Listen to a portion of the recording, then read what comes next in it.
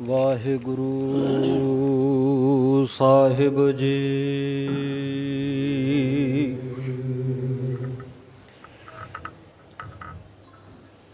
ਗੁਰੂ ਨਾਨਕ ਅੰਗਦ ਗੁਰੂ ਅਮਰਦਾਸ ਪਦ ਬੰਦ। ਰਾਮਦਾਸ ਅਰਜਨ ਗੁਰੂ ਬਰ ਸ੍ਰੀ ਹਰਿ ਗੋਬਿੰਦ। ਹਰਿ ਰਾਇ ਹਰਿ ਕ੍ਰਿਸ਼ਨ ਗੁਰ ਤੇਗ ਬਹਾਦਰ ਚੰਦ।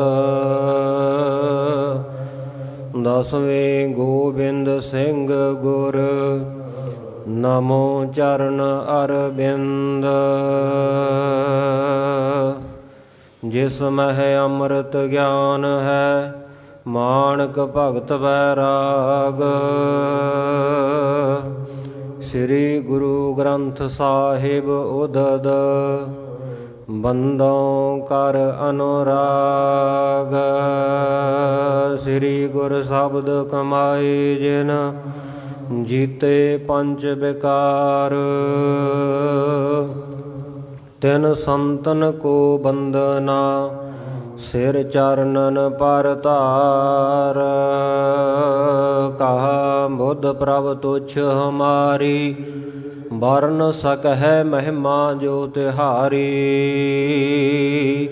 ਹਮ ਨਾ ਸਕਤ ਕਰ ਸਿਫਤ ਤੁਮਾਰੀ ਆਪ ਲੇਹੋ ਤੁਮ ਕਥਾ ਸੁਧਾਰੀ। ਸੋ ਕਹੋ ਟਲ ਗੁਰ ਸੇਵੀਐ ਅਹਨਿਸ ਸਹਿਜ ਸੁਭਾਈ। ਦਰਸ਼ਨ ਪਰਸੈ ਗੁਰੂ ਕੈ ਜਨਮ ਮਰਨ ਦੁਖ ਜਾਏ।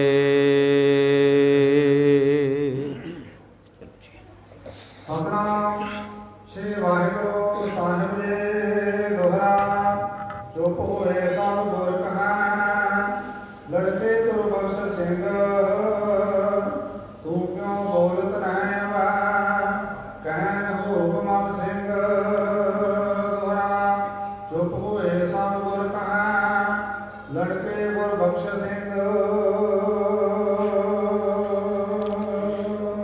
ਵਾਹਿਗੁਰੂ ਜੀ ਕਾ ਖਾਲਸਾ ਵਾਹਿਗੁਰੂ ਜੀ ਕੀ ਫਤਿਹ। ਚਵਰ ਛਤਰ ਤਖਤ ਦੇ ਮਾਲਕ ਗੁਰਤਾ ਗੱਦੀ ਤੇ ਸ਼ੁਭਾਏਮਾਨ ਦਸਾਂ ਪਾਤਸ਼ਾਹੀਆਂ ਦੀ ਆਤਮਿਕ ਜੋਤ। ਧੰਨ ਧੰਨ ਸਾਹਿਬ ਸ੍ਰੀ ਗੁਰੂ ਗ੍ਰੰਥ ਸਾਹਿਬ ਜੀ ਮਹਾਰਾਜ ਸੱਚੇ ਪਾਤਸ਼ਾਹ ਜੀ ਦੀ ਸਾਜੀ ਨਵਾਜੀ ਗੁਰੂ ਪਿਆਰੀ ਗੁਰੂ ਸਵਾਰੀ ਸਾਧ ਸੰਗਤ ਜੀਓ। ਸਤਿਗੁਰੂ ਜੀ ਦੀ ਕਿਰਪਾ ਰਹਿਮਤ ਬਖਸ਼ਿਸ਼ ਦਾ ਸਦਕਾ ਸੰਧਿਆ ਦੇ ਸਮੇਂ ਸਜੇ ਹੋਏ ਦੀਵਾਨਾਂ ਵਿੱਚ ਗੁਰਦੁਆਰਾ ਸ਼ਹੀਦ ਬਾਬਾ ਨਿਹਾਲ ਸਿੰਘ ਜੀ ਨਗਰ ਤਲਣ ਜ਼ਿਲ੍ਹਾ ਜਲੰਧਰ ਦੁਆਬੇ ਦੀ ਧਰਤੀ 'ਤੇ ਜੁੜ ਬੈਠੇ ਹਾਂ। ਗੁਰੂ ਚਰਨਾਂ ਵਿੱਚ ਜੁੜ ਕੇ ਗੁਰੂ ਕੀ ਬਾਣੀ ਦਾ ਮਨੋਹਰ ਕੀਰਤਨ ਰਹਿਰਾਸ ਸਾਹਿਬ ਜੀ ਦੇ ਸੰਪੂਰਨ ਪਾਠ ਗੁਰੂ ਕੇ ਗ੍ਰੰਥੀ ਸਿੰਘਾਂ ਤੋਂ ਸਰਵਣ ਕਰਨ ਉਪਰੰਤ ਗੁਰੂ ਕੇ ਇਤਿਹਾਸ ਦੀ ਚੱਲ ਰਹੀ ਲੜੀਵਾਰ ਕਥਾ ਵਿੱਚ ਹਾਜ਼ਰੀ ਲਵਾ ਰਹੇ ਹਾਂ।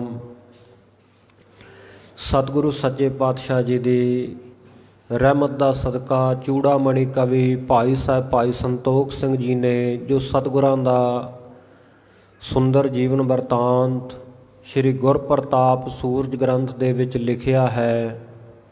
ਉਸ ਵਿੱਚੋਂ ਸਾਹਿਬੇ ਕਮਾਲ ਪੁੱਤਰਾਂ ਦੇ ਦਾਨੀ ਸ਼ਹੀਦ ਪਿਤਾ ਦੇ ਪੁੱਤਰ ਸ਼ਹੀਦ ਪੁੱਤਰਾਂ ਦੇ ਪਿਤਾ ਸਰਬੰਸ ਦਾਨੀ ਸਤਿਗੁਰੂ ਸ਼੍ਰੀ ਗੁਰੂ ਗੋਬਿੰਦ ਸਿੰਘ ਸਾਹਿਬ ਜੀ ਮਹਾਰਾਜ ਸੱਚੇ ਪਾਤਸ਼ਾਹ ਜੀ ਦਾ ਪਵਿੱਤਰ ਜੀਵਨ ਇਤਿਹਾਸ ਆਪਾਂ ਸਰਵਣ ਕਰ ਰਹੇ ਹਾਂ। ਬੀਤੇ ਕੱਲ ਆਪ ਜੀ ਨੇ ਜੋ ਪ੍ਰਸੰਗ ਸਰਵਣ ਕੀਤਾ ਉਸ ਦੇ ਵਿੱਚੋਂ ਅੱਧਾ ਪ੍ਰਸੰਗ ਰਹਿੰਦਾ ਹੈ, ਸੋ ਲੜੀ ਜੋੜਨ ਦੇ ਲਈ ਆਪਾਂ ਪਿੱਛੇ ਥੋੜ੍ਹਾ ਜਿਹਾ ਵਾਚੀਏ।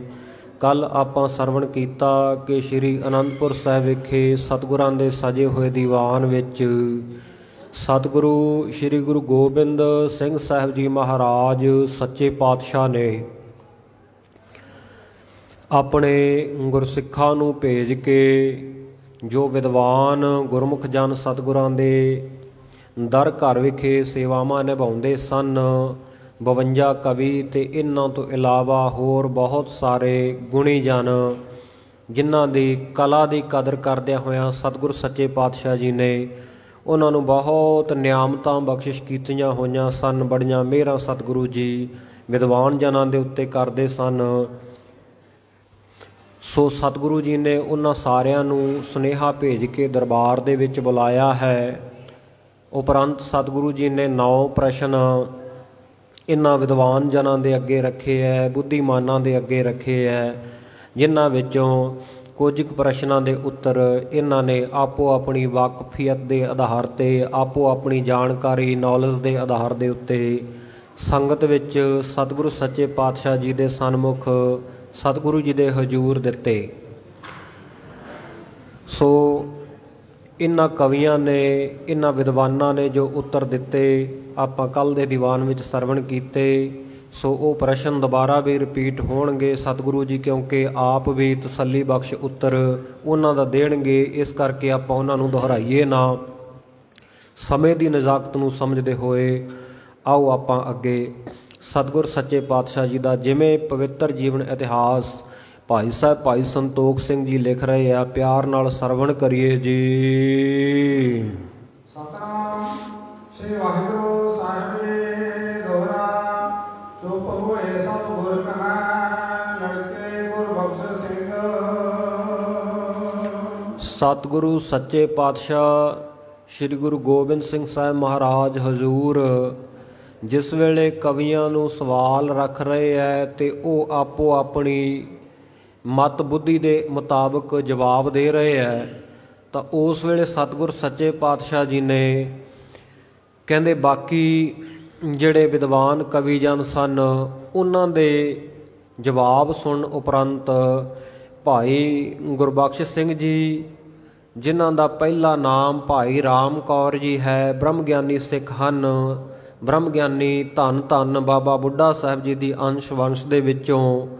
सो जिन्हां ने ये 100 साखी लिखी है ते इस 100 साखी नूं लिखवाया ते लिखण वाले भाई साहिब सिंह हन ते उसे 100 साखी नूं आधार बना के कवि भाई संतोख सिंह जी ने ये तर्जमा किया विस्तार पूर्वक इतिहास अगां लिखिया जिहदी आपां कथा सरवण कर रहे हैं।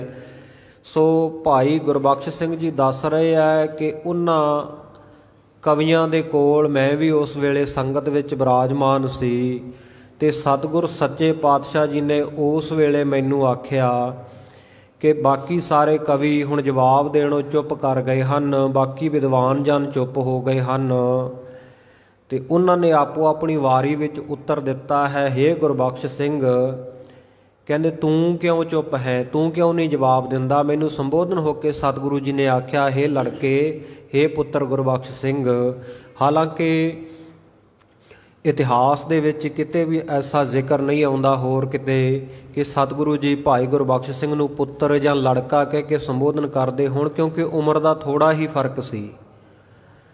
5-6 साल भाई राम कौर जी भाई गुरबख्श सिंह जी सतगुरु जी तो दुनियावी उम्र दे विच छोटे सन।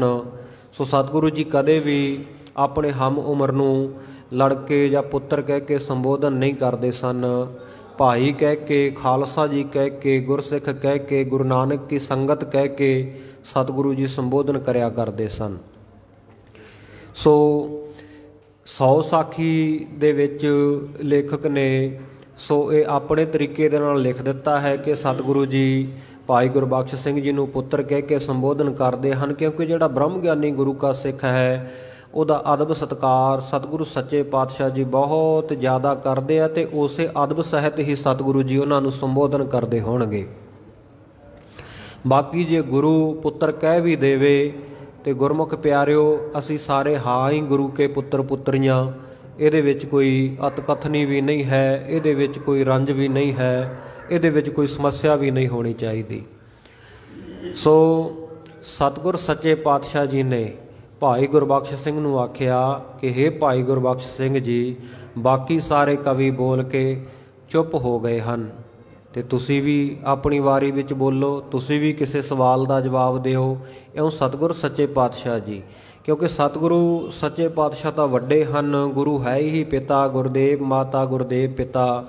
ਪਰ ਅੱਜ ਕੱਲ੍ਹ ਵੀ ਇਹ ਦੇਖਣ ਦੇ ਵਿੱਚ ਆਉਂਦਾ ਹੈ, ਆ ਜਿਹੜੇ ਬਿਲਕੁਲ ਨਵੇਂ ਕੋਈ ਆ ਧਾਰਨਾ ਕੀਰਤਨ ਕਰਨ ਲੱਗੇ ਹੁੰਦੇ ਹੈ, ਜਾਂ ਗੁਰਦੁਆਰਿਆਂ ਵਿੱਚ ਗ੍ਰੰਥੀ ਸਿੰਘ ਸਾਹਿਬਾਨ ਸਾਰੇ ਸਤਿਕਾਰਯੋਗ ਹੈ, ਪਰ ਮੈਂ ਕਈ ਵਾਰੀ ਦੇਖਦਾ ਇੰਟਰਨੈਟ ਦੇ ਉੱਤੇ, ਫੇਸਬੁੱਕ ਦੇ ਉੱਤੇ ਉਹਨਾਂ ਨੇ ਆਪਣੇ ਜਥੇ ਦੇ ਸਿੰਘਾਂ ਦੀਆਂ ਫੋਟੋਆਂ ਪਾਈਆਂ ਹੁੰਦੀਆਂ ਜਾਣਕਾਰੀ ਦੇਣ ਹਿੱਤ ਕਿ ਅੱਜ ਸਾਡੇ ਜਥੇ ਦੇ ਇਸ ਸਿੰਘ ਦਾ ਜਨਮ ਦਿਨ ਹੈ, ਜਾਂ ਇਹਦਾ ਵਿਆਹ ਕਾਰਜ ਹੈ, ਜਾਂ ਇਹਦੀ ਆਹ ਐਕਟੀਵਿਟੀ ਹੈ। ਤੇ ਉਹ ਆਪ ਭਾਵੇਂ ਛੋਟੀ ਉਮਰ ਦੇ ਹੋਣ, ਤੇ ਬਜ਼ੁਰਗ ਜਿਹੜੇ ਵੱਡੇ ਦਾੜਿਆਂ ਵਾਲੇ, ਉਹਨਾਂ ਤੋਂ ਉਮਰ ਵਿੱਚ ਵੱਡੇ, ਉਹਨਾਂ ਨੂੰ ਪੁੱਤਰ ਕਹਿ ਕੇ ਸੰਬੋਧਨ ਕੀਤਾ ਹੁੰਦਾ, ਪੁੱਤਰ ਲਿਖਿਆ ਹੁੰਦਾ, ਜਿਹੜਾ ਮੈਨੂੰ ਗੁਰਮੁਖ ਪਿਆਰੋ ਨਿੱਜੀ ਤੌਰ 'ਤੇ ਇਹ ਗੱਲ ਚੰਗੀ ਨਹੀਂ ਲੱਗੀ।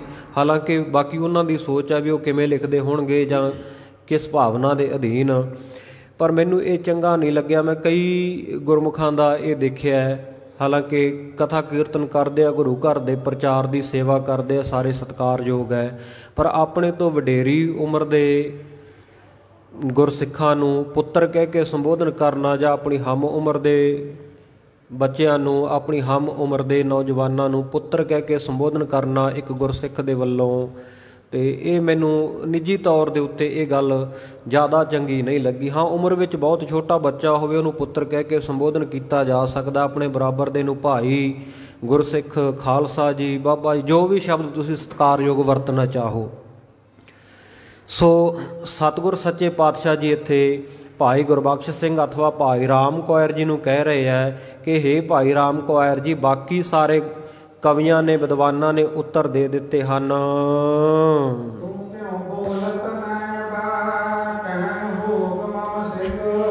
ਕਹਿੰਦੇ ਭਾਈ ਸਾਹਿਬ ਜੀ, ਤੁਸੀਂ ਕਿਉਂ ਨਹੀਂ ਬੋਲ ਰਹੇ? ਹੁਣ ਤੁਸੀਂ ਵੀ ਕਿਸੇ ਸਵਾਲ ਦਾ ਉੱਤਰ ਦਿਓ, ਕਿਉਂਕਿ ਕਹਿਨ ਹੋਗ ਮਮ ਸਿੰਘ, ਜਦੋਂ ਮੈਂ ਸੱਚਖੰਡ ਚਲਿਆ ਜਾਵਾਂਗਾ, ਮੇਰੇ ਤੋਂ ਬਾਅਦ ਵੀ ਤੁਸੀਂ ਬਹੁਤ ਲੰਮਾ ਸਮਾਂ ਗੁਰੂ ਕੀ ਕਥਾ ਗੁਰ ਸੰਗਤਾਂ ਤੱਕ ਪਹੁੰਚਾਉਣੀ ਹੈ, ਗੁਰੂ ਕੀਆਂ ਸੰਗਤਾਂ ਤੱਕ ਤੁਸੀਂ ਗੁਰੂ ਕੇ ਸਿੰਘਾਂ ਦੇ ਵਿੱਚ ਇਹ ਗੱਲਾਂ ਦੱਸਣੀਆਂ, ਜ਼ਾਹਰ ਕਰਨੀਆਂ, ਤੇ ਤੁਸੀਂ ਵੀ ਕਿਸੇ ਸਵਾਲ ਦਾ ਉੱਤਰ ਦੇਵੋ। ਤੁਸੀਂ ਚੁੱਪ ਕਿਉਂ ਹੋ?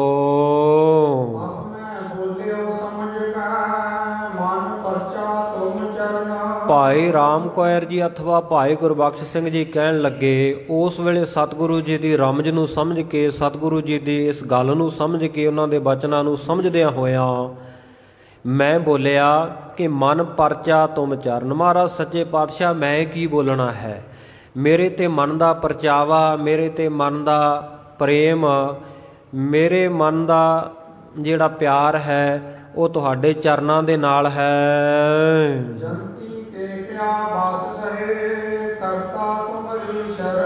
ਤੇ ਮਹਾਰਾਜ ਸੱਚੇ ਪਾਤਸ਼ਾਹ ਜੀ, ਜੰਤੀ ਦੇ ਵਾਜੇ ਦੇ ਹੱਥ ਵਿੱਚ ਕੀ ਹੈ? ਉਹਨੂੰ ਤਾਂ ਵਜੰਤਰੀ ਜਿਵੇਂ ਵਜਾਉਣਾ ਚਾਹੇ ਉਵੇਂ ਬੋਲਦਾ ਨਾ, ਜਿਵੇਂ ਉਹਦੀਆਂ ਸੁਰਾਂ ਦੱਬੇਗਾ, ਆਪਣੇ ਆਪ ਤਾਂ ਨਹੀਂ ਵੱਜਦਾ। ਇਸੇ ਤਰ੍ਹਾਂ ਮਹਾਰਾਜ ਸੱਚੇ ਪਾਤਸ਼ਾਹ, ਮੇਰੇ ਹੱਥ ਵੱਸ ਕੀ ਹੈ? ਜਿਵੇਂ ਆਪ ਜੀ ਬੁਲਾਓਗੇ ਉਵੇਂ ਬੋਲ ਸਕਦਾ, ਜਿਵੇਂ ਆਪ ਜੀ ਬੁਲਾਉਣਾ ਚਾਹੋ। ਆਪਣੇ ਤੌਰ 'ਤੇ ਨਹੀਂ ਮੈਂ ਕੋਈ ਤੁਹਾਨੂੰ ਉੱਤਰ ਦੇਣ ਦੇ ਸਮਰੱਥ ਨਹੀਂ ਸਮਝਦਾ ਆਪਣੇ ਆਪ ਨੂੰ। ਕਰਤਾ ਤੁਮਰੀ ਸ਼ਰਨ, ਹੇ ਕਰਤਾ ਪੁਰਖ ਅਕਾਲ ਪੁਰਖ ਵਾਹਿਗੁਰੂ ਸਰੂਪ ਸ਼੍ਰੀ ਗੁਰੂ ਗੋਬਿੰਦ ਸਿੰਘ ਸਾਹਿਬ ਮਹਾਰਾਜ ਸੱਚੇ ਪਾਤਸ਼ਾਹ ਜੀ, ਆਪ ਤਾਂ ਇਸ ਸੰਸਾਰ ਦੇ ਕਰਤਾ ਹੋ, ਰਚਣ ਵਾਲੇ ਹੋ, ਸੋ ਮੈਂ ਤਾਂ ਆਪ ਜੀ ਦੀ ਸ਼ਰਨ ਵਿੱਚ ਹਾਂ।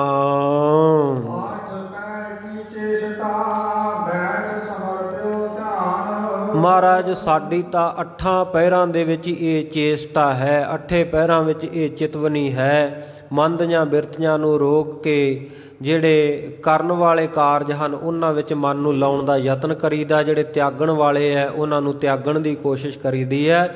ਇਸ ਕਰਕੇ ਬੈਠ ਸਮਰਪਿਓ ਧਿਆਨ, ਮੈਂ ਤਾਂ ਆਪਣਾ ਆਪ ਸਮਰਪਣ ਕਰਕੇ, ਆਪਣਾ ਆਪ ਜੀ ਨੂੰ ਸੌਂਪ ਕੇ ਧਿਆਨ ਦੇ ਨਾਲ ਸੁਣ ਰਿਹਾ, ਤੁਹਾਡੇ ਚਰਨਾਂ ਵਿੱਚ ਧਿਆਨ ਲਾਇਆ ਹੋਇਆ ਹੈ।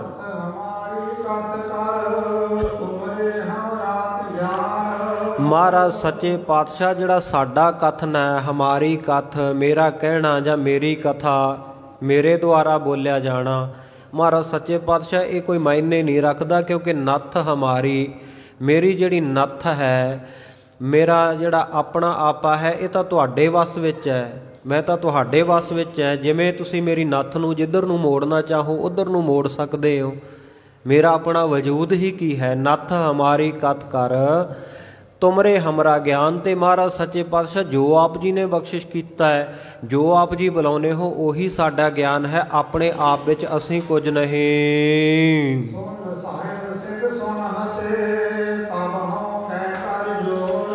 ਭਾਈ ਰਾਮ ਕੌਰ ਜੀ ਲੇਖਕ ਭਾਈ ਸਾਹਿਬ ਸਿੰਘ ਜੀ ਨੂੰ ਕਹਿ ਰਹੇ ਆ, ਜਿਹੜੇ 100 ਸਾਖੀ ਲਿਖ ਰਹੇ ਆ। ਕਹਿੰਦੇ ਭਾਈ ਸਾਹਿਬ ਸਿੰਘ ਜੀ ਉਸ ਵੇਲੇ ਸਤਿਗੁਰੂ ਜੀ ਮੇਰੀ ਇਹ ਗੱਲ ਸੁਣ ਕੇ ਹੱਸ ਪਏ। ਤੇ ਉਸ ਵੇਲੇ ਫਿਰ ਮੈਂ ਜਦੋਂ ਸਤਿਗੁਰੂ ਜੀ ਨੂੰ ਹੱਸਦਿਆਂ ਤੱਕਿਆ ਤੇ ਮੈਂ ਆਪਣੇ ਕਰ ਆਪਣੇ ਹੱਥ ਜੋੜ ਕੇ ਆਖਿਆ,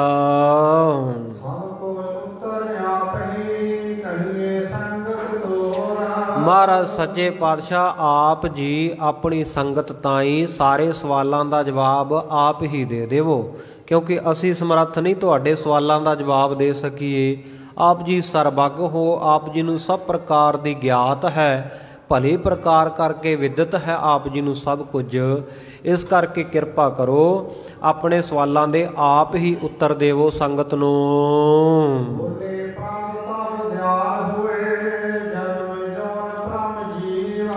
ਉਸ ਵੇਲੇ ਦਇਆ ਦੇ ਘਰ ਵਿੱਚ ਆ ਕੇ ਪ੍ਰਭੂ ਪਰਮੇਸ਼ਰ ਸ੍ਰੀ ਗੁਰੂ ਗੋਬਿੰਦ ਸਿੰਘ ਸਾਹਿਬ ਮਹਾਰਾਜ ਸੱਚੇ ਪਾਤਸ਼ਾਹ ਜੀ ਬੋਲੇ। ਉਹਨਾਂ ਨੇ ਬਚਨ ਕੀਤਾ, ਜਨਮ ਜਨਮ ਭ੍ਰਮ ਜੀਵ।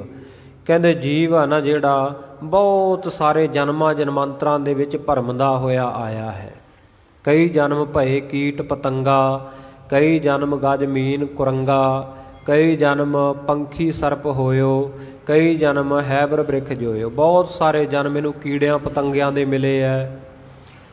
ਕਈਆਂ 'ਚ ਮਿਰਗ ਬਣਿਆ, ਕਈਆਂ 'ਚ ਜਾਨਵਰ ਬਣਿਆ, ਕਿਤੇ ਕੁਝ ਕਿਤੇ ਕੁਝ। 84 ਲੱਖ ਜੂਨਾਂ ਦੇ ਵਿੱਚ ਭਰਮਦਾ ਹੋਇਆ ਇਹ ਜੀਵ ਮਨੁੱਖਾ ਜਨਮ ਵਿੱਚ ਆਇਆ ਹੈ। ਸੋ ਇਹ ਜੀਵ ਦੀ ਜਿਹੜੀ ਜਨਮਾਂ ਜਨਮਾਂਤਰਾਂ ਦੀ ਭਟਕਣਾ ਹੈ, ਜਨਮਾਂ ਜਨਮਾਂਤਰਾਂ ਦਾ ਰਟਨ ਹੈ। ਜਮ ਜਮ ਮਰੈ, ਮਰੈ ਫਿਰ ਜੰਮੈ, ਬਹੁਤ ਸਜਾਏ ਪਿਆ ਦੇਸ ਲੰਮੈ। ਸੋ ਉਹਨਾਂ ਜਨਮਾਂ ਜਨਮਾਂਤਰਾਂ ਦੇ ਚੱਕਰ ਕੱਟਣ ਕਰਕੇ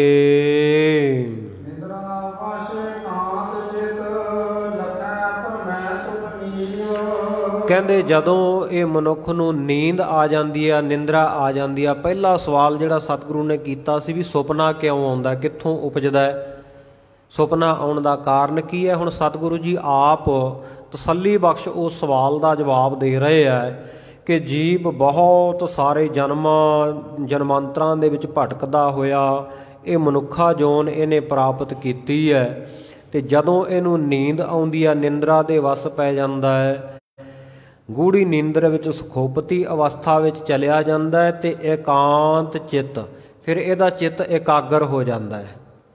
ਮਨ ਦੀ ਦੁਨਿਆਵੀ ਭਟਕਣਾ ਖਤਮ ਹੋ ਜਾਂਦੀ ਹੈ, ਚਿੱਤ ਟਿਕ ਜਾਂਦਾ ਹੈ। ਜਦੋਂ ਚਿੱਤ ਦੀ ਇਕਾਗਰਤਾ ਹੁੰਦੀ ਹੈ, ਲਖੈ ਭ੍ਰਮੈ ਸੁਪਨੀਪ। ਫਿਰ ਜਿੰਨੇ ਜਨਮਾਂ ਜਨਮਾਂਤਰਾਂ ਵਿੱਚ ਇਹ ਫਿਰ ਕੇ ਆਇਆ ਹੁੰਦਾ ਹੈ, ਜਿੰਨੇ ਜਨਮ ਇਹਨੇ ਪਹਿਲਾਂ ਲਏ ਹੁੰਦੇ ਆ ਜਾਂ ਕਰਮਾਂ ਦੇ ਹਿਸਾਬ ਦੇ ਨਾਲ ਜਿਹੜੇ ਜਨਮ ਇਹਦੇ ਹਾਲੇ ਹੋਣੇ ਬਾਕੀ ਹੈ, ਸੰਚਿਤ ਕਰਮਾਂ ਦੇ ਮੁਤਾਬਕ ਜਿਹੜੀ ਇਹਦੀ ਪ੍ਰਾਲਬਧ ਬਣ ਰਹੀ ਹੈ।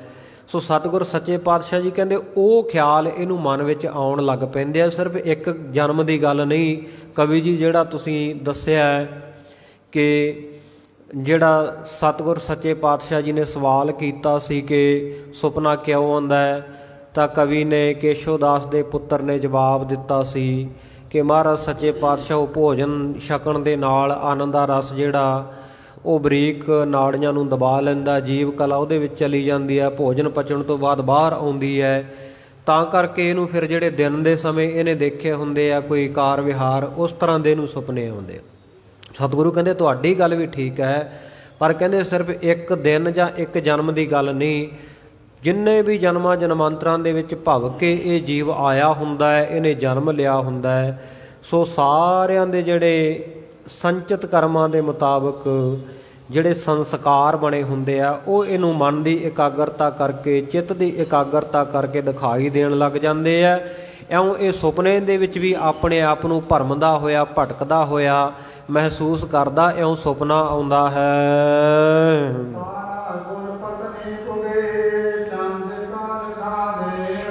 ਹਾਂ, ਚੰਦਰਮਾ ਨੂੰ ਕਲੰਕ ਕਿਉਂ ਲੱਗਿਆ, ਚੰਦਰਮਾ ਦਾਗੀ ਕਿਉਂ ਹੈ? ਸਤਿਗੁਰੂ ਜੀ ਜਵਾਬ ਦਿੰਦੇ ਹੈ ਕਿ ਦੇਵਤਿਆਂ ਦਾ ਗੁਰੂ ਜਿਹੜਾ ਬ੍ਰਹਸਪਤੀ ਸੀ, ਇਹਦੇ ਕੋਲ ਇਹ ਚੰਦਰਮਾ ਜਿਹੜਾ ਇਹ ਵੀ ਵਿਦਿਆਰਥੀ ਰੂਪ ਦੇ ਵਿੱਚ ਪੜ੍ਹਦਾ ਸੀ ਤੇ ਇਹਦੀ ਐਸੀ ਮੱਤ ਮਾਰੀ ਗਈ ਕਿ ਆਪਣੇ ਗੁਰੂ ਦੀ ਪਤਨੀ ਬ੍ਰਹਸਪਤੀ ਦੀ ਪਤਨੀ ਤਾਰਾ ਦੇ ਨਾਲ ਸੋ ਇਹਨੇ ਕੁਕਰਮ ਕੀਤਾ, ਸੰਬੰਧ ਬਣਾ ਲਏ, ਜਿਸ ਕਰਕੇ ਬ੍ਰਹਸਪਤੀ ਜੀ ਨੇ ਇਹਨੂੰ ਸਰਾਪ ਦੇ ਦਿੱਤਾ ਸੀ ਤੇ ਉਹ ਸਰਾਪ ਦਾ ਮਾਰਿਆ ਹੋਇਆ ਕਿ ਤੈਨੂੰ ਖਈ ਰੋਗ ਹੋ ਜਾਵੇ, ਤੂੰ ਵੱਧਦਾ ਘਟਦਾ ਰਹੇ, ਤੂੰ ਕਦੇ ਪੂਰਾ ਨਾ ਹੋਵੇਂ, ਤੂੰ ਸਥਿਰ ਨਾ ਰਹੇ ਤੇ ਇਸ ਤਰ੍ਹਾਂ ਤੇਰੇ ਇਹ ਜਿਹੜਾ ਦਾਗ ਹੈ ਮੱਥੇ ਉੱਤੇ ਕਾਲਖ ਹਮੇਸ਼ਾ ਲੱਗੀ ਰਹੇ।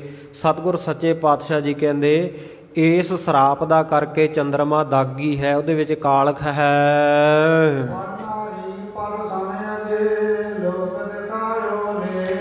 ਹਾਂ, ਪਰ ਤਨਗਾਮੀ ਹੋਣ ਕਰਕੇ ਪਾਪੀ ਹੋਇਆ, ਅਗੀ ਹੋਇਆ ਇਹ ਚੰਦਰਮਾ, ਲੋਕਾਂ ਨੂੰ ਆਪਣੇ ਕੀਤੇ ਹੋਏ ਕਰਮ, ਆਪਣਾ ਲੇਖਾ ਜੋਖਾ, ਆਪਣੇ ਲੇਖ ਦਿਖਾ ਰਿਹਾ, ਰੋਜ਼ ਚੜ੍ਹਦਾ ਹੈ ਤੇ ਉਹਦੇ ਵਿੱਚ ਦਾਗ ਹੈ।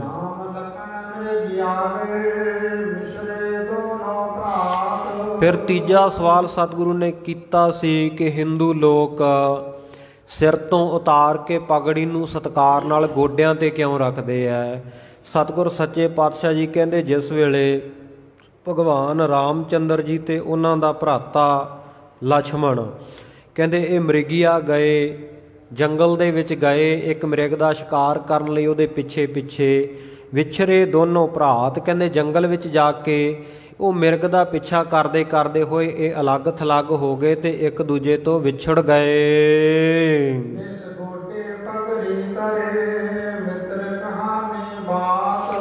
ਹਾਂ, ਕਹਿੰਦੇ ਇਉਂ ਵਿਛੜ ਗਏ ਜਦੋਂ ਇੱਕ ਦੂਜੇ ਨੂੰ ਲੱਭਦੇ ਫਿਰੇ ਤੇ ਰਾਤ ਪੈ ਗਈ, ਇਹਨਾਂ ਨੂੰ ਨਿਸ ਪੈ ਗਈ, ਰਾਤ ਪੈ ਗਈ। ਰਾਤ ਪੈਣ ਤੋਂ ਫਿਰ ਇਹਨਾਂ ਦਾ ਜਿੱਥੇ ਜਿੱਥੇ ਟਿਕਾਣਾ ਮਿਲਿਆ ਦਰਖਤਾਂ ਨੂੰ ਢੋ ਲਾ ਕੇ ਇਹਨਾਂ ਨੇ ਜੰਗਲ ਵਿੱਚ ਆਰਾਮ ਕੀਤਾ।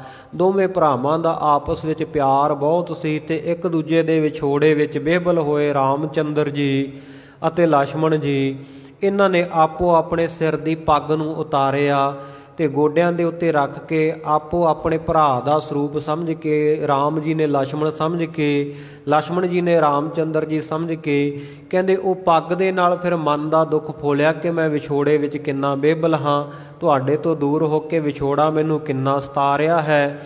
ਸੋ ਇਸ ਕਰਕੇ ਉਹਨਾਂ ਨੇ ਨਿਸ ਗੋਡੇ ਪਗੜੀ ਧਰੀ, ਰਾਤਰੀ ਸਮੇਂ ਪਗੜੀ ਜਿਹੜੀ ਆਪੋ ਆਪਣੀ ਉਤਾਰ ਕੇ ਗੋਡਿਆਂ ਦੇ ਉੱਤੇ ਰੱਖ ਲਈ। ਮਿੱਤਰ ਕਹਾਣੀ ਬਾਤ, ਤੇ ਜਿਨ੍ਹਾਂ ਦੀ ਆਪਸ ਵਿੱਚ ਇਹਨਾਂ ਦੀ ਬੜੀ ਮਿੱਤਰਤਾ ਸੀ, ਆਪਸ ਵਿੱਚ ਬੜਾ ਪਿਆਰ ਸੀ ਤੇ ਇੱਕ ਦੂਜੇ ਨੂੰ ਕਹਾਣੀਆਂ, ਇੱਕ ਦੂਜੇ ਨੂੰ ਗੱਲਾਂ ਬਾਤਾਂ ਇਹ ਕਰਨ ਲੱਗੇ ਆ, ਸੰਬੋਧਨ ਕਰਕੇ, ਪੱਗ ਨੂੰ ਸੰਬੋਧਨ ਕਰਕੇ ਕਿ ਮਾਨੋ ਮੇਰਾ ਭਰਾ ਹੀ ਸਾਹਮਣੇ ਬੈਠਾ ਹੈ।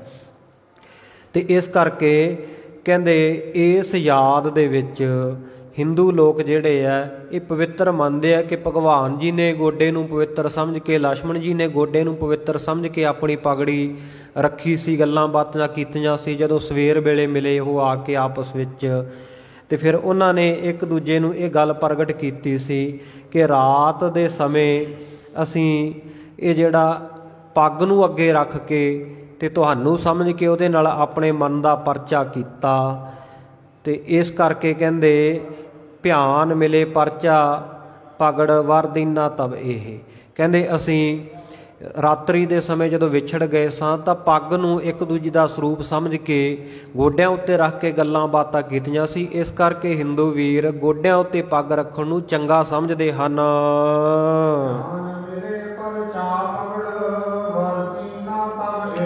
ਹਾਂ, ਭਿਆ ਨਾ ਮਿਲੇ, ਭਿਆ ਨਾਮ ਭਰਾ ਦਾ, ਜਦੋਂ ਭਰਾ ਆਪਸ ਵਿੱਚ ਨਾ ਮਿਲੇ ਤੇ ਧਿਆਨ ਨਾਮ ਸਵੇਰ ਦਾ ਵੀ ਹੈ।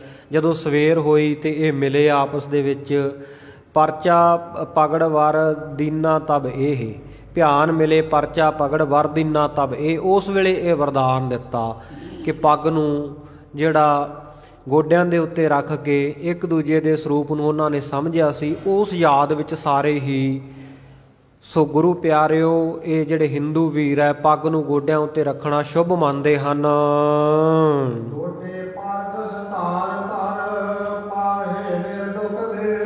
ਕੀ ਵਰਦਾਨ ਦਿੱਤਾ ਕਿ ਜੇ ਗੋਡਿਆਂ ਦੇ ਉੱਤੇ ਦਸਤਾਰ ਰੱਖੀ ਜਾਵੇ ਪਾਵੈ ਨਿਰਦੁਖ ਦੇਹ। ਕਹਿੰਦੇ ਦੇਹ ਨੂੰ ਕੋਈ ਦੁੱਖ ਨਹੀਂ ਹੁੰਦਾ, ਨਿਰਦੁਖ ਹੋ ਜਾਂਦੀ ਹੈ। ਰੋਗਾਂ ਤੋਂ ਮੁਕਤ ਹੋ ਜਾਂਦੀ ਹੈ ਦੇਹੀ। ਭੂਤ ਜਾਤ ਭੂ ਪਾਰਜਿਤੇ ਮੁਕਤਰ ਦੁਖ ਮਿਟ ਜਾਏ। ਹਾਂ, ਕਹਿੰਦੇ ਧਰਤੀ ਦੇ ਉੱਤੇ ਪਿਸ਼ਾਬ ਕਰਨ ਤੋਂ ਬਾਅਦ ਹਿੰਦੂ ਲੋਕ ਥੁੱਕਦੇ ਕਿਉਂ ਹੈ? ਇਸ ਸਵਾਲ ਦਾ ਉੱਤਰ ਇਹ ਹੈ ਕਿ ਭੂਤ ਜਾਤ ਭੂ ਪਰਜਿਤੇ, ਭੂਮੀ ਦੇ ਉੱਤੇ ਜਿੰਨੀਆਂ ਵੀ ਭੂਤ ਜਾਤੀਆਂ ਹਨ, ਕਈ ਕੋਟ ਭੂਤ ਪ੍ਰੇਤ ਸੂਕਰ ਮਿਰਗਾਚ ਜੋ ਸੁਖਮਨੀ ਸਾਹਿਬ ਦੇ ਵਿੱਚ ਆਏ ਹੈ, ਵੱਖਰੀਆਂ ਵੱਖਰੀਆਂ ਕਿਸਮਾਂ ਮਿਰਗਾਚ ਹਨ, ਕਿੰਨਰ ਹਨ, ਪਿਸਾਚ ਹਨ, ਭੂਤ ਹਨ, ਪ੍ਰੇਤ ਹਨ। ਕਹਿੰਦੇ ਭੂਤਾਂ ਦੀਆਂ ਵੱਖਰੀਆਂ ਵੱਖਰੀਆਂ ਜਾਤੀਆਂ ਇਹ ਧਰਤੀ ਦੇ ਉੱਤੇ ਰਹਿੰਦੀਆਂ, ਅਤੇ ਜਿੱਥੇ ਕਿਤੇ ਉਹਨਾਂ ਦੀ ਕੋਈ ਜਗ੍ਹਾ ਹੁੰਦੀ ਹੈ ਉੱਥੇ ਕੋਈ ਅਣਜਾਣੇ ਵਿੱਚ ਪਿਸ਼ਾਬ ਕਰ ਦੇਵੇ, ਅਤੇ ਕਹਿੰਦੇ ਉਸ ਤੋਂ ਬਾਅਦ ਫਿਰ ਇਹ ਥੁੱਕਦੇ ਹੈ ਤਾਂ ਕਿ ਉੱਥੇ ਜਿਹੜਾ ਪਿਸ਼ਾਬ ਕਰਨ ਦਾ ਭੂਤਾਂ ਦੀ ਧਰਤੀ ਉੱਤੇ ਇਹ ਦੋਖ ਮਿਟ ਜਾਵੇ, ਸਾਨੂੰ ਦੋਸ਼ ਨਾ ਲੱਗੇ।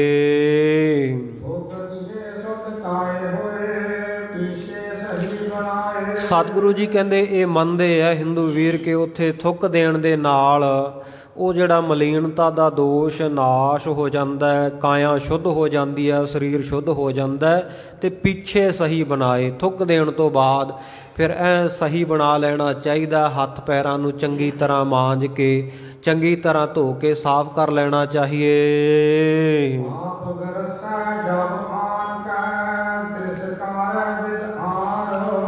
ਹਾਂ, ਫਿਰ ਕਹਿੰਦੇ ਕੋਈ ਮਨੁੱਖ ਬਿਨਾਂ ਬੁਲਾਏ ਤੋਂ ਕਿਉਂ ਬੋਲਦਾ ਰਹਿੰਦਾ, ਉਹਦੀ ਕੋਈ ਗੱਲ ਨਹੀਂ ਸੁਣਦਾ, ਐਵੇਂ ਹੀ ਬਕੜਵਾਹ ਕਰਦਾ ਰਹਿੰਦਾ, ਬਕਵਾਸ ਕਰਦਾ ਰਹਿੰਦਾ, ਉਹਦਾ ਕਾਰਨ ਕੀ ਹੈ? ਸਤਿਗੁਰੂ ਜੀ ਕਹਿੰਦੇ ਪਾਪ ਗਰਸੈ ਜਬ ਆਣ ਕੈ ਤਿਰਸਕਾਰੈ ਬਿਦ ਆਨ।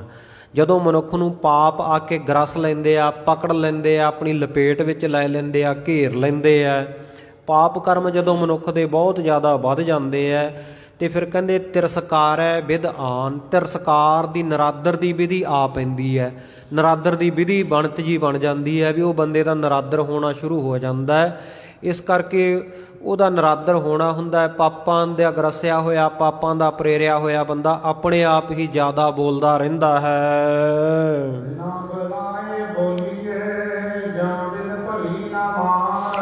ਸਤਿਗੁਰ ਸੱਚੇ ਪਾਤਸ਼ਾਹ ਜੀ ਕਹਿੰਦੇ ਬਿਨਾਂ ਬੁਲਾਏ ਬੋਲਦੇ ਰਹਿਣਾ, ਐਵੇਂ ਹੀ ਬਕੜਵਾਹ ਕਰੀ ਜਾਣਾ, ਬਿਨਾਂ ਗੱਲ ਤੋਂ ਹੀ ਬੋਲੀ ਜਾਣਾ, ਬਹੁਤਾ ਬੋਲਣ ਝੱਖਣ ਹੋਏ। ਕਹਿੰਦੇ ਬਿਨਾਂ ਬੁਲਾਏ ਝੱਖਾਂ ਮਾਰਦੇ ਰਹਿਣਾ।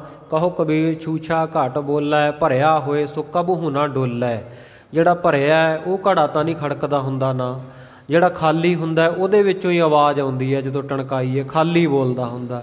ਇਉਂ ਜਿਹੜੇ ਕਹਿੰਦੇ ਆਤਮਿਕ ਗਿਆਨ ਤੋਂ ਸੱਖਣੇ ਹੈ, ਨਾਮ ਦੀ ਕਮਾਈ ਤੋਂ ਖਾਲੀ ਹੈ, ਉਹ ਐਵੇਂ ਬੋਲਦੇ ਰਹਿੰਦੇ ਹੈ, ਮੂਰਖ ਲੋਕ ਹਨ। ਧਰਮ ਗ੍ਰੰਥਾਂ ਦੇ ਵਿੱਚ ਐਸਾ ਵੀ ਬਚਨ ਆਉਂਦਾ ਹੈ, ਕਹਿੰਦੇ ਜਿਹੜਾ ਬੰਦਾ ਬਿਨਾਂ ਬੁਲਾਏ ਬੋਲੀ ਜਾਵੇ, ਐਵੇਂ ਉਹਨੂੰ ਬੁਲਾਇਆ ਕਿਸੇ ਨਾਲ ਨਾ ਹੋਵੇ ਅਤੇ ਕੋਈ ਗੱਲਬਾਤ ਕਰਦਾ ਹੋਵੇ, ਬਿਨਾਂ ਵਜ੍ਹਾ ਤੋਂ ਜਾ ਕੇ ਉਹਨਾਂ ਦੀ ਗੱਲ ਵਿੱਚ ਜਾ ਕੇ ਦਖਲ ਅੰਦਾਜ਼ੀ ਕਰੇ, ਐਵੇਂ ਉੱਤਰ ਦੇਣ ਦੀ ਕੋਸ਼ਿਸ਼ ਕਰੇ, ਆਪਣੇ ਆਪ ਨੂੰ ਸਮਾਰਟ, ਆਪਣੇ ਆਪ ਨੂੰ ਸਿਆਣਾ ਸਾਬਤ ਕਰਨ ਦੀ ਕੋਸ਼ਿਸ਼ ਕਰੇ, ਯਤਨ ਕਰੇ, ਤਾਂ ਕਹਿੰਦੇ ਉਹ ਬੰਦੇ ਨੂੰ ਮੂਰਖ ਸਮਝਣਾ ਚਾਹੀਦਾ। ਧਰਮ ਗ੍ਰੰਥ ਦਾ ਬਚਨ ਹੈ, ਕਹਿੰਦੇ ਬਿਨਾਂ ਬੁਲਾਏ ਉੱਤਰ ਕਰੇ ਐਸਾ ਨਰ ਹੈ ਜੋਏ। ਬਿਨਾਂ ਬੁਲਾਇਆਂ ਤੋਂ ਐਵੇਂ ਉੱਤਰ ਦੇਣ ਲੱਗ ਪਏ, ਬੋਲਣ ਲੱਗ ਪਏ। ਕਹਿੰਦੇ ਐਸਾ ਜਿਹੜਾ ਮਨੁੱਖ ਹੈ 30 32 ਦੋ ਹਰੇ ਮਾਨ ਲੀਜੀਐ ਸੋਏ। ਬੜੇ ਤਰੀਕੇ ਦੇ ਨਾਲ ਮਹਾਂਪੁਰਖਾਂ ਨੇ, ਵਿਦਵਾਨਾਂ ਨੇ ਇਹ ਬਚਨ ਲਿਖੇ ਹੈ। 30 32 30 ਅਤੇ 32 ਕੁੱਲ ਜੋੜ ਬਣ ਗਿਆ 62, 60 ਤੇ 2, 30 ਅਤੇ 32 62।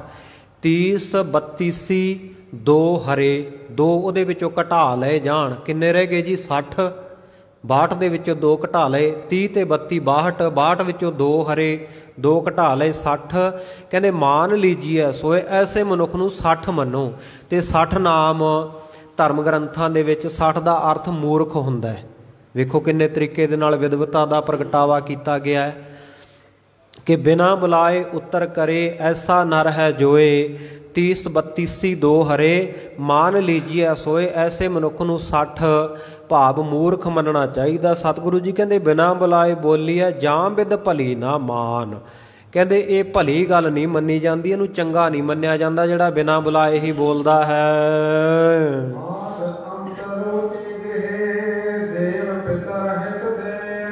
ਫਿਰ ਜਿਹੜਾ ਮਾਈਆਂ ਬੀਬੀਆਂ ਆਟਾ ਗੁੰਨਣ ਸਮੇਂ ਥੋੜ੍ਹਾ ਜਿਹਾ ਆਟਾ ਤੋੜ ਕੇ ਪਹਿਲਾ ਪੇੜਾ ਉਸ ਗੁੰਨੇ ਹੋਏ ਆਟੇ ਉਸ ਤਾਉਣ ਦੇ ਪਿਛਲੇ ਪਾਸੇ ਲਾ ਦਿੰਦੀਆਂ। ਤੇ ਇਹ ਕਿਉਂ ਹੁੰਦਾ? ਸਤਿਗੁਰੂ ਜੀ ਇਹਦਾ ਜਵਾਬ ਦੇ ਰਹੇ ਆ। ਕਹਿੰਦੇ ਇਹਦਾ ਕਾਰਨ ਹੈ ਕਿ ਆਦ ਅੰਤ ਰੋਟੀ ਗ੍ਰਹੀ ਦੇਵ ਪਿਤਰ ਹਿਤ ਦੀਨ। ਜਿਹੜੇ ਗ੍ਰਸਤੀ ਹੈ ਉਹਨਾਂ ਦਾ ਧਰਮ ਬਣਦਾ ਹੈ ਕਿ ਜਿਹੜਾ ਆਦ ਸਭ ਤੋਂ ਪਹਿਲਾ ਪੇੜਾ ਹੈ ਤੇ ਅੰਤ ਵਾਲੀ ਰੋਟੀ ਹੈ ਜਿਹੜੀ, ਕਿਉਂਕਿ ਪਹਿਲਾ ਪੇੜਾ ਜਦੋਂ ਤੋੜ ਕੇ ਤੇ ਪਿਛਲੇ ਪਾਸੇ ਲਾ ਦਿੱਤਾ ਗਿਆ ਆਟੇ ਦੇ, ਤੇ ਉਹ ਰੋਟੀ ਲਾਸਟ ਵਿੱਚ ਹੀ ਸਾਰਿਆਂ ਤੋਂ ਅਖੀਰ ਵਿੱਚ ਹੀ ਬਣੇਗੀ ਨਾ। ਕਹਿੰਦੇ ਇਸੇ ਤਰ੍ਹਾਂ ਉਹ ਤੋੜਨ ਤੋਂ ਬਾਅਦ ਜਿਹੜੀ ਦੂਸਰੀ ਰੋਟੀ ਹੈ ਬਣਾਉਣੀ, ਦੂਸਰਾ ਪ੍ਰਸ਼ਾਦਾ ਬਣਾਉਣਾ ਹੈ, ਸੋ ਪਹਿਲੀ ਅਤੇ ਲਾਸਟ ਵਾਲੀ ਉਹਨਾਂ ਨੂੰ ਰੋਟੀ ਗਿਣਿਆ ਜਾਵੇ, ਪ੍ਰਸ਼ਾਦਾ ਗਿਣਿਆ ਜਾਵੇ। ਤੇ ਗ੍ਰਹੀ ਜਿਹੜਾ ਗ੍ਰਸਤੀ ਹੈ ਦੇਵ ਪਿੱਤਰ ਹਿਤ ਦੇਨ। ਗ੍ਰਸਤੀ ਕਹਿੰਦੇ ਦੇਵ ਅਕਾਲ ਪੁਰਖ ਵਾਹਿਗੁਰੂ ਭਗਵਾਨ ਦੇ ਨਿਮਿਤ ਤੇ ਜਾਂ ਆਪਣੇ ਪਿਤਰਾਂ ਵੱਡੇ ਵਡੇਰਿਆਂ ਦੇ ਨਿਮਿਤ ਉਹ ਕੱਢ ਕੇ ਰੱਖਦੇ ਹਨ।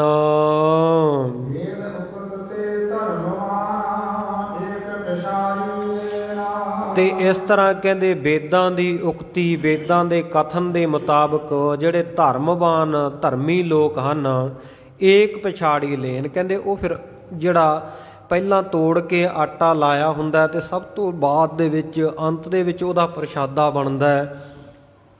ਕਹਿੰਦੇ ਉਸ ਨੂੰ ਪਿਛਾੜੀ ਸਭ ਤੋਂ ਬਾਅਦ ਵਿੱਚ ਉਸ ਪ੍ਰਸ਼ਾਦੇ ਨੂੰ ਉਹ ਧਰਮੀ ਲੋਕ ਅੰਗੀਕਾਰ ਕਰਦੇ ਹਨ।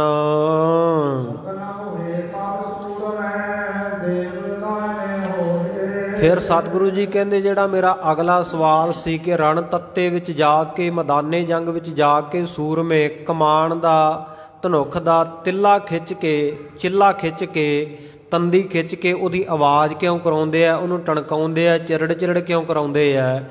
ਤਾਂ ਸਤਿਗੁਰ ਸੱਚੇ ਪਾਤਸ਼ਾਹ ਜੀ ਉਸ ਸਵਾਲ ਦਾ ਆਪ ਸਟੀਕ ਉੱਤਰ ਦਿੰਦੇ ਆ। ਕਹਿੰਦੇ ਸਾਗੁਨ ਹੋਏ ਸੁਭ ਸੂਰਮੇ ਦੇਵ ਦਾਹਨੇ ਹੋਏ। ਕਹਿੰਦੇ ਇਹ ਸ਼ੁਭ ਸ਼ਗਨ ਹੁੰਦਾ। ਕਹਿੰਦੇ ਮੈਦਾਨੇ ਜੰਗ ਵਿੱਚ ਜਾਣ ਦਾ ਨਾ, ਸੂਰਮਿਆਂ ਦਾ ਆਪਣੇ ਧਨੁੱਖ ਦੀ ਤੰਦੀ ਨੂੰ, ਚਿੱਲੇ ਨੂੰ ਖੜਕਾਉਣਾ, ਉਹ 'ਚੋਂ ਆਵਾਜ਼ ਕਰਾਉਣੀ, ਟਣਕਾਰ ਪਵਾਉਣੀ ਉਹਦੀ। ਕਹਿੰਦੇ ਇਹ ਸ਼ੁਭ ਸ਼ਗਨ ਹੈ, ਕਿਉਂਕਿ ਜਦੋਂ ਕਿਸੇ ਸ਼ੁਭ ਕਾਰਜ ਨੂੰ ਕੀਤਾ ਜਾਂਦਾ ਹੈ, ਕਿਸੇ ਦੇਵੀ ਦੇਵਤੇ ਦੀ ਪੂਜਾ ਕੀਤੀ ਜਾਂਦੀ ਹੈ, ਉਦੋਂ ਵੀ ਪਹਿਲਾਂ ਟੱਲ ਖੜਕਾਏ ਜਾਂਦੇ ਆ, ਦੇਵ ਦੁਆਲਿਆਂ ਵਿੱਚ ਜਾ ਕੇ ਘੜਿਆਲ ਖੜਕਾਏ ਜਾਂਦੇ ਆ। ਤੇ ਕਹਿੰਦੇ ਇਉਂ ਸ਼ੁਭ ਸ਼ਗਨ ਮੰਨਿਆ ਜਾਂਦਾ। ਇਸ ਕਰਕੇ ਕਹਿੰਦੇ ਉਹ ਧਨੁੱਖ ਦਾ ਚਿੱਲੇ ਨੂੰ ਖੜਕਾਉਂਦੇ ਆ, ਉਹਦੀ ਟਣਕਾਰ ਪਾਉਂਦੇ ਆ। ਸ਼ਗਨ ਹੋਏ ਸ਼ੁਭ ਸੂਰਮੇ ਦੇਵ ਦਾਹਨੇ ਹੋਏ, ਇਉਂ ਮੰਨਿਆ ਜਾਂਦਾ ਹੈ ਕਿ ਇਹ ਸ਼ੁਭ ਸ਼ਗਨ ਕਰਨ ਦੇ ਨਾਲ ਜਿਹੜੇ ਦੇਵਤੇ ਹੈ ਜਾਂ ਅਕਾਲ ਪੁਰਖ ਵਾਹਿਗੁਰੂ ਦੇਵ ਹੈ, ਗੁਰ ਜੈਸਾ ਨਾਹੀ ਕੋ ਦੇਵ, ਜੋ ਸਤਿਗੁਰੂ ਸੱਚੇ ਪਾਤਸ਼ਾਹ, ਉਹ ਕਹਿੰਦੇ ਦਾਹਨੇ ਸੱਜੇ ਪਾਸੇ ਹੋ ਜਾਂਦੇ ਆ। ਭਾਵ ਉਹਦੀ ਪਿੱਠ ਦੇ ਉੱਤੇ, ਉਹਦੀ ਕੰਡ ਦੇ ਉੱਤੇ ਉਹਦੇ ਬਰਾਬਰ ਸੱਜੇ ਪਾਸੇ ਆ ਕੇ ਖੜ ਜਾਂਦੇ ਆ ਸਹਾਇਤਾ ਲਈ।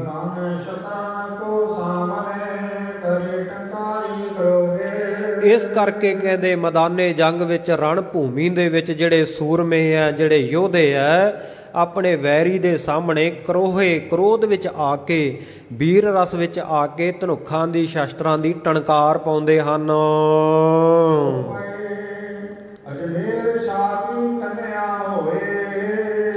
ਸੋ ਸਤਿਗੁਰੂ ਸੱਚੇ ਪਾਤਸ਼ਾਹ ਜੀ ਅੱਗੇ ਇੱਕ ਸਾਖੀ ਸੁਣਾਉਂਦੇ ਆ ਤੰਬਾਕੂ ਦੇ ਬਾਬਤ, ਕਿ ਤੰਬਾਕੂ ਨੂੰ ਸਿਆਣੇ ਲੋਕ, ਵਿਦਵਾਨ ਜਨ, ਧਰਮੀ ਲੋਕ ਹੱਥ ਕਿਉਂ ਨਹੀਂ ਲਾਉਣਾ ਚਾਹੁੰਦੇ, ਕਿਉਂ ਅਛੋਹ ਰਹਿਣਾ ਚਾਹੁੰਦੇ ਆ।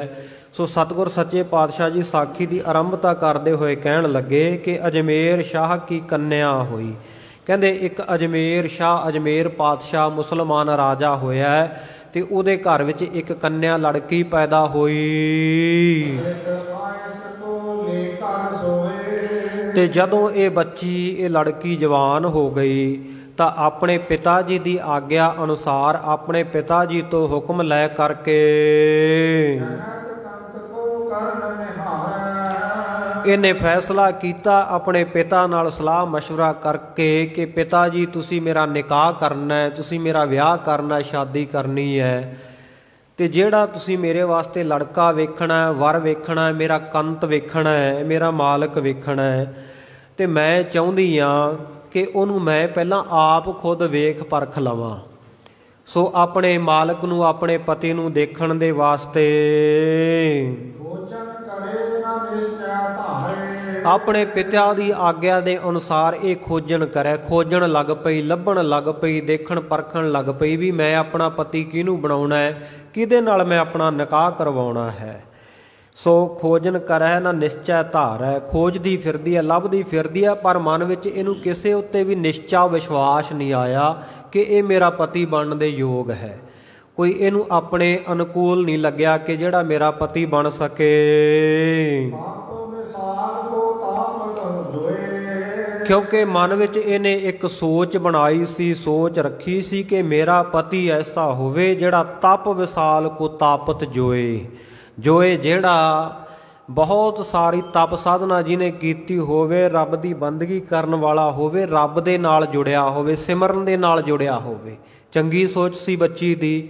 ਨਹੀਂ ਤਾਂ ਗੁਰਮੁਖ ਪਿਆਰਿਓ ਅੱਜ ਕੱਲ੍ਹ ਆਪਾਂ ਬਾਕੀਆਂ ਦੀ ਗੱਲ ਛੱਡੋ, ਆਪਣੇ ਸਿੱਖ ਧਰਮ ਦੇ ਵਿੱਚ ਹੀ ਵੇਖ ਲਓ ਤੇ ਕੀ ਹਾਲਾਤ ਹੁੰਦੇ ਆ ਘਰਾਂ ਦੇ ਵਿੱਚ। ਬੱਚੇ ਬੱਚੀਆਂ ਦੇ ਵਿਆਹ ਦੀ ਆਨੰਦ ਕਾਰਜ ਦੀ ਜਦੋਂ ਗੱਲਬਾਤ ਚੱਲਦੀ ਹੈ ਤੇ ਐਸਾ ਵੀ ਵਰਤਾਰਾ ਵਰਤਦਾ ਕਈ ਵਾਰ ਵੇਖੀਦਾ ਕਿ ਲੜਕੀਆਂ ਕਹਿ ਦਿੰਦੀਆਂ ਜੀ ਅਸੀਂ ਤਾਂ ਕੇਸ ਦਾੜੀ ਵਾਲੇ ਸਿੰਘ ਦੇ ਨਾਲ, ਲੜਕੇ ਦੇ ਨਾਲ ਅਸੀਂ ਮੈਰਿਜ ਨਹੀਂ ਕਰਵਾਉਣੀ, ਸਾਨੂੰ ਨਹੀਂ ਚੰਗਾ ਲੱਗਦਾ ਜਿਹੜਾ ਧਾਰਮਿਕ ਬੰਦਾ ਹੈ, ਸਾਨੂੰ ਨਹੀਂ ਚੰਗੇ ਲੱਗਦੇ ਉਹਦੇ ਧਾਰਮਿਕ ਅਸੂਲ, ਐਵੇਂ ਜ਼ਿੰਦਗੀ ਅਸੂਲਾਂ ਵਿੱਚ ਵੱਧ ਕੇ ਜਿਉਣੀ ਪਵੇਗੀ ਤੇ ਫਿਰ ਅਸੀਂ ਆਪਣੀ ਮਨ ਮਰਜ਼ੀ ਦੇ ਮਨ ਭਾਉਂਦੇ ਫੈਸ਼ਨ ਨਹੀਂ ਕਰ ਸਕਾਂਗੀਆਂ, ਭਰਵੱਟੇ ਨਹੀਂ ਪੁੱਟ ਸਕਾਂਗੀਆਂ, ਮੇਕਅਪ ਨਹੀਂ ਲਾ ਸਕਾਂਗੀਆਂ, ਹਾਰ ਸ਼ਿੰਗਾਰ ਨਹੀਂ ਕਰ ਸਕਾਂਗੀਆਂ। ਹਾਲਾਂਕਿ ਸਤਿਗੁਰੂ ਜੀ ਨੇ ਸਾਨੂੰ ਬਹੁਤ ਸੁੰਦਰ ਸ਼ਿੰਗਾਰ ਬਖਸ਼ਿਆ, ਸੁੰਦਰ ਸਰੂਪ ਦਿੱਤਾ ਹੈ। ਇਸ ਸੁੰਦਰ ਸਰੂਪ ਦੇ ਉੱਤੇ ਸਜਾਉਣ ਦੇ ਲਈ 5 ਕਕਾਰ ਦਿੱਤੇ ਹੈ, ਸੋਹਣਾ ਬਾਣਾ ਦਿੱਤਾ ਹੈ ਤੇ ਇਸੇ ਪ੍ਰਕਾਰ ਗੁਰੂ ਕੀ ਬਾਣੀ ਜੋ ਸਾਡੇ ਮਨ ਦਾ ਸ਼ਿੰਗਾਰ ਹੈ, ਸਾਨੂੰ ਪੜ੍ਹਨ ਵਾਸਤੇ, ਮਨ ਨੂੰ ਸ਼ਿੰਗਾਰਨ ਵਾਸਤੇ, ਔਰ ਸੰਤ ਹਮਾਰਾ ਗਹਿਣਾ, ਸਾਧੂ ਮਹਾਂਪੁਰਖਾਂ ਦੀ ਸਤ ਸੰਗਤ ਦਿੱਤੀ ਹੈ। ਜਿਹੜੇ ਗਹਿਣੇ ਅਸੀਂ ਤਨ ਦੇ ਉੱਤੇ ਸਜਾਉਣੇ ਆ, ਜ਼ਰੂਰੀ ਹੈ ਕੋਈ ਵੀ ਨੱਕ ਕੰਨ ਪਾੜ ਕੇ ਗਹਿਣੇ ਸਜਾਉਣੇ ਆ? ਜੇ ਤੁਹਾਨੂੰ ਸੋਨਾ ਰੱਖਣ ਦਾ ਇੰਨਾ ਸ਼ੌਂਕ ਹੀ ਹੈ, ਚੰਗੇ ਜਿਹੜੇ ਸੋਨੇ ਦੇ ਮੁੱਠਿਆਂ ਵਾਲੇ ਸ਼ਾਸਤਰ ਆਪਾਂ ਬਣਾ ਕੇ ਪਹਿਨ ਸਕਦੇ ਹਾਂ। ਸਤਿਗੁਰੂ ਜੀ ਨੇ ਜੋ ਕਕਾਰ ਬਖਸ਼ੇ ਹੈ ਉਹ ਬਹੁਤ ਉੱਤਮ ਕਿਸਮ ਦੇ ਆਪਾਂ ਬਣਵਾ ਸਕਦੇ ਹਾਂ, ਚੰਗੇ ਬਣਾ ਸਕਦੇ ਹਾਂ। ਸਰਬਲੋਹ ਦਾ ਚੰਗਾ ਕੜਾ ਹੋਵੇ, ਚੰਗੀ ਸੋਹਣੀ ਸੁੰਦਰ ਕਿਰਪਾਨ ਗਾਤਰੇ ਪਾਈ ਹੋਵੇ, ਚੰਗਾ ਸੁੰਦਰ ਬਾਣਾ ਪਹਿਨਿਆ ਹੋਵੇ।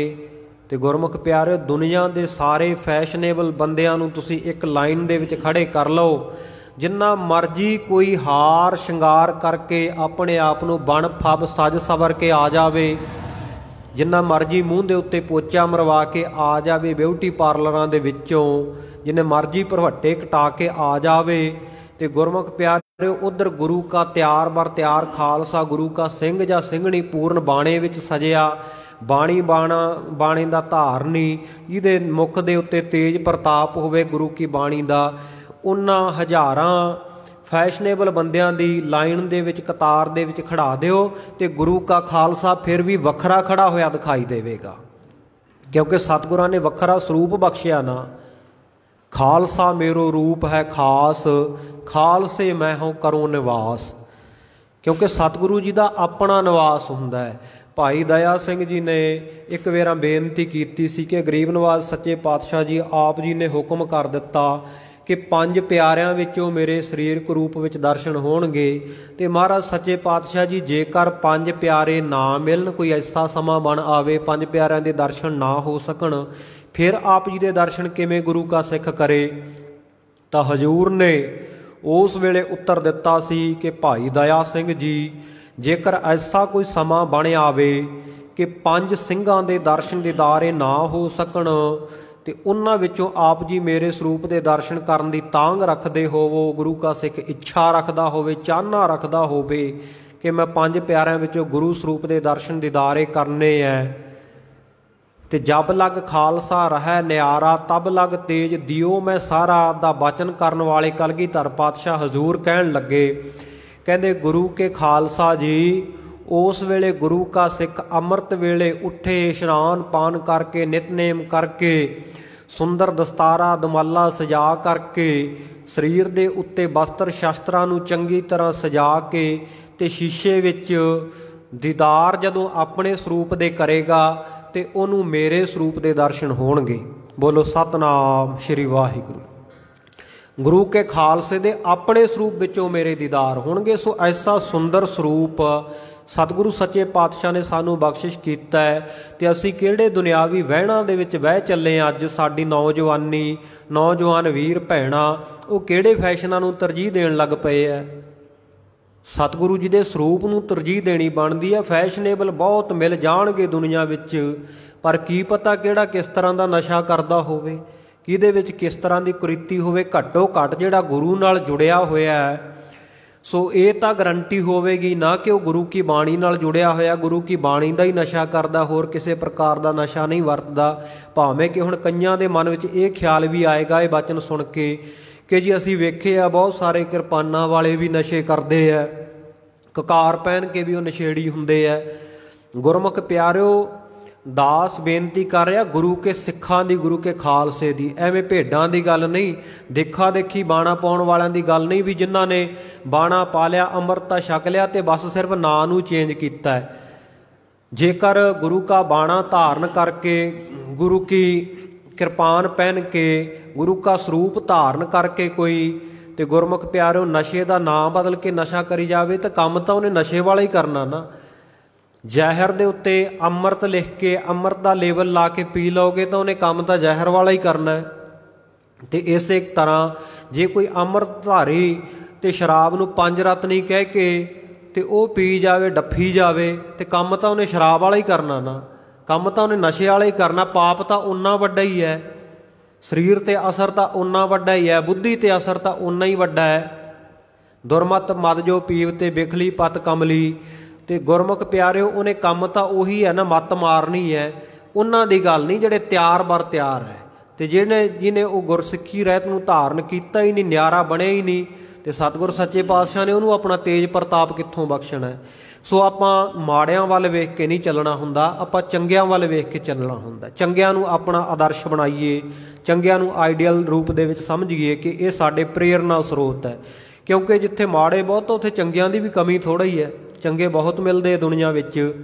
ਸੋ ਚੜ੍ਹਦੀ ਕਲਾ ਵਾਲੇ ਗੁਰਸਿੱਖਾਂ ਦੇ ਜੀਵਨ ਵੱਲ ਵੇਖ ਕੇ ਐਸੀ ਸੋਚ ਨੂੰ ਮੁੱਢੋਂ ਹੀ ਗੁਰੂ ਕੇ ਪੁੱਤਰ ਪੁੱਤਰੀਆਂ ਨੂੰ ਨਕਾਰ ਦੇਣਾ ਚਾਹੀਦਾ ਹੈ ਕਿ ਜੇ ਅਸੀਂ ਫੈਸ਼ਨ ਨਾ ਕੀਤਾ ਤਾਂ ਸ਼ਾਇਦ ਸਾਡਾ ਸਰੂਪ ਜ਼ਿਆਦਾ ਸੋਹਣਾ ਨਹੀਂ ਬਣੇਗਾ। ਨਹੀਂ, ਸਤਿਗੁਰੂ ਨੇ ਬਹੁਤ ਸੁੰਦਰ ਸਰੂਪ ਬਖਸ਼ਿਆ ਸਾਨੂੰ। ਚਾਹੇ ਪ੍ਰੈਕਟੀਕਲ ਕਰਕੇ ਵੇਖ ਲਿਓ, ਸਕੂਲਾਂ ਕਾਲਜਾਂ ਵਿੱਚ ਸਾਡੇ ਬੱਚੇ ਬੱਚੀਆਂ ਪੜ੍ਹਦੇ ਹੁੰਦੇ ਆ, ਹਜ਼ਾਰਾਂ ਉੱਥੇ ਆ ਭੇਡਾਂ ਵਾਂਗੂ ਜਿਹੜੇ ਸਿਰ ਮਨਾਉਣ ਵਾਲੇ ਫਿਰਦੇ, ਹੁਣ ਉਹਨਾਂ ਵਿੱਚ ਦਸਤਾਰ ਵਾਲਾ ਸਰਦਾਰ ਨਾ ਵੱਖਰਾ ਹੀ ਦਿਖਾਈ ਦਿੰਦਾ ਹੁੰਦਾ ਹੈ। ਸੋ ਕਿਉਂਕਿ ਇਹ ਭੇਡਾਂ ਸ਼ਬਦ ਤਾਂ ਵਰਤਿਆ ਕਿਉਂਕਿ ਸਤਿਗੁਰੂ ਜੀ ਨੇ ਵਰਤਿਆ, ਬਿਨ ਸ਼ਸਤਰ ਕੇ ਸੰਗ ਨਰੰਗ ਭੇਡ ਜਾਨੋ, ਗਹੇ ਕਾਨ ਤਾਕੋ ਕਿਤੈ ਲੈ ਸਧਾਨੋ, ਇਹ ਹੈ ਮੋਰ ਆਗਿਆ ਸੁਨੋ ਹੈ ਪਿਆਰੇ, ਬਿਨਾ ਸ਼ਸਤਰ ਕੇ ਸੰਗ ਦੇਹੋ ਨਾ ਦਿਦਾਰੇ, ਨਾ ਦੇਹੋ ਦਿਦਾਰੇ। ਸਤਿਗੁਰ ਸੱਚੇ ਪਾਤਸ਼ਾਹ ਕਹਿੰਦੇ ਸ਼ਸਤਰਾਂ ਤੋਂ ਬਿਨਾਂ, ਕੇਸਾਂ ਤੋਂ ਬਿਨਾਂ ਮੇਰੇ ਦੀਦਾਰ ਨਹੀਂ ਹੋ ਸਕਦੇ, ਮੈਂ ਦਰਸ਼ਨ ਨਹੀਂ ਉਹਨਾਂ ਨੂੰ ਦੇਵਾਂਗਾ। ਤੇ ਉਹਨਾਂ ਨੂੰ ਆਪਣੇ ਸਰੂਪ ਵਿੱਚੋਂ ਦੀਦਾਰੇ ਕਿਵੇਂ ਹੋਣਗੇ, ਤਾਂ ਤਿਆਰ ਬਰ ਤਿਆਰ ਸਿੱਖ ਦੇ ਸਰੂਪ ਚੋਂ ਹੀ ਦੀਦਾਰ ਹੋਣੇ ਆ ਨਾ। ਸਤਿਗੁਰੂ ਜੀ ਕਹਿੰਦੇ ਭਾਈ ਦਇਆ ਸਿੰਘ ਜੀ ਖਾਲਸਾ ਜੀ, ਜੇਕਰ 5 ਪਿਆਰੇ ਹਾਜ਼ਰ ਨਾ ਹੋਣ ਤੇ ਗੁਰੂ ਕਾ ਤਿਆਰ ਬਰ ਤਿਆਰ ਸਿੱਖ ਅੰਮ੍ਰਿਤ ਵੇਲੇ ਨਿਤਨੇਮ ਕਰਨ ਤੋਂ ਬਾਅਦ ਤਨ ਦੇ ਉੱਤੇ ਸ਼ਸਤਰ ਸਜਾ ਕੇ ਐਨ ਤਿਆਰ ਬਰ ਤਿਆਰ ਹੋ ਕੇ ਸੋਹਣਾ ਦਸਤਾਰਾ ਸਜਾ ਕੇ ਸ਼ੀਸ਼ੇ ਵਿੱਚ ਜਦੋਂ ਆਪਣੇ ਦੀਦਾਰ ਕਰੇਗਾ ਤਾਂ ਮੇਰੇ ਸਰੂਪ ਦੇ ਦੀਦਾਰ ਹੋਣਗੇ। ਸੋ ਭਾਈ ਐਸੀ ਕਦੇ ਵੀ ਸੋਚ ਗੁਰਸਿੱਖ ਬੱਚੇ ਬੱਚੀਆਂ ਨੇ ਧਾਰਨ ਨਹੀਂ ਕਰਨੀ ਕਿ ਅਸੀਂ ਫੈਸ਼ਨ ਨਾਲ ਜ਼ਿਆਦਾ ਸੋਹਣੇ ਲੱਗਦੇ ਹਾਂ। ਸੋ ਬੇਨਤੀ ਕਰ ਰਿਹਾ ਸੀ ਦਾਸ ਇਹ ਕਥਾ ਦੇ ਪ੍ਰਕਰਨ ਦੇ ਮੁਤਾਬਕ ਕਿ ਉਹ ਬੱਚੀ ਸੀ ਜਿਹੜੀ ਅਜਮੇਰ ਸ਼ਾਹ ਬਾਦਸ਼ਾਹ ਦੀ ਲੜਕੀ। ਸੋ ਉਹਨੇ ਵੀ ਮਨ ਦੇ ਵਿੱਚ ਇਹ ਸੋਚਿਆ ਕਿ ਮੇਰਾ ਘਰ ਵਾਲਾ, ਮੇਰਾ ਕੰਤ, ਮੇਰਾ ਪਤੀ, ਮੇਰਾ ਖਾਵੰਦ ਜਿਹੜਾ ਹੈ ਉਹ ਐਸਾ ਹੋਵੇ ਜਿਹੜਾ ਭਗਤੀ ਸ਼ਕਤੀ ਵਾਲਾ ਹੋਵੇ, ਤਪੱਸਿਆ ਵਾਲਾ ਹੋਵੇ।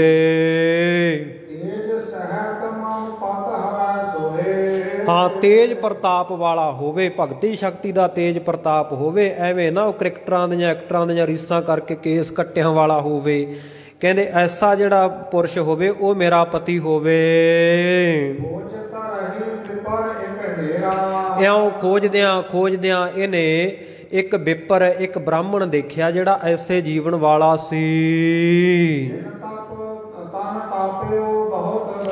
ਹਾਂ, ਜਿਹਨੇ ਬਹੁਤ ਤਪੱਸਿਆ ਕੀਤੀ ਸੀ, ਤਨ ਨੂੰ ਤਪਾਇਆ ਹੋਇਆ ਸੀ, ਇਹ ਸਰੀਰ ਦੇ ਨਾਲ ਬੰਦਗੀ ਦੇ ਵਿੱਚ ਜਿਹੜਾ ਜੁੜਿਆ ਹੋਇਆ ਸੀ, ਤੇ ਬਹੁਤ ਵਡੇਰਾ, ਥੋੜਾ ਘਣਾ ਨਹੀਂ, बहुत ज़्यादा बंदगी वाला जिहड़ा महात्मा पुरुष सी, ऐसा एक ब्राह्मण इस बच्ची ने वेखिया।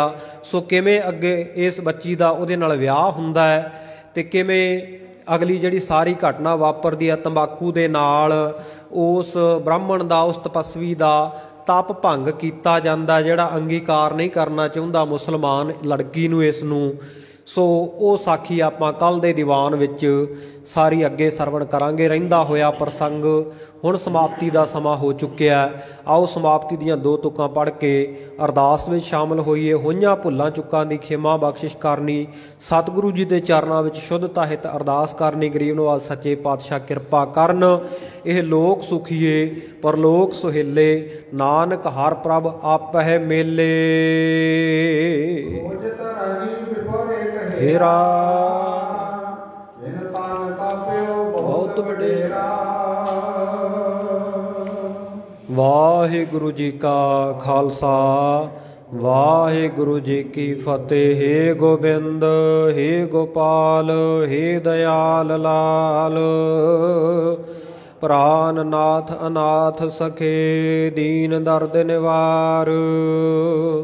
हे समरथ आगम पूरन, मोहे मया धार। अंधकूप महाभयान, नानक पार उतार। वाहिगुरु जी का खालसा, वाहिगुरु जी की फतेह। तू ठाकुर तुम